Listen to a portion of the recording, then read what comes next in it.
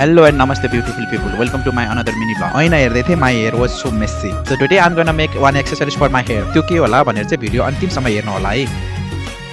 So फर्सीलाई हेर्दै अनि माछालाई पनि म्यारिनेसन गर्दै र सिक्का पोलेर टन्न खाएर म लागे मेरो डिजाइनर भएकोतिर. त फट पुगेर मैले काम हराइहालेँ अनि उसले पनि काम गर्न सुरु गरिहाल्यो. मेरो जति पनि भिडियोमा डिजाइनर लुगाहरू हुन्छ त्यो चाहिँ सबै उहाँले गरिदिनुहुन्छ. तपाईहरुलाई पनि चाहिन्छ भने सम्पर्क राख्नु होला. So here is my final look. दामी देखा छ नि.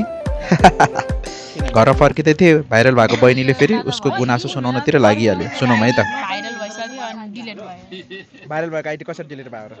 पासवर्डै थाहा भएन के मलाई.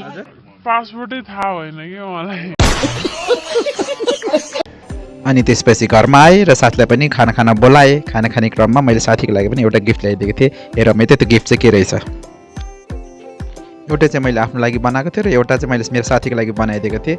साथीलाई पनि एकदम मन पर्यो रे. हेर्दैछ मजाले हेर्नुहोस् नियाली हेर्दैछ. आजको लागि यति नै. भिडियो हेरिदिनु भएकोमा धन्यवाद. See you in the next video. Bye bye.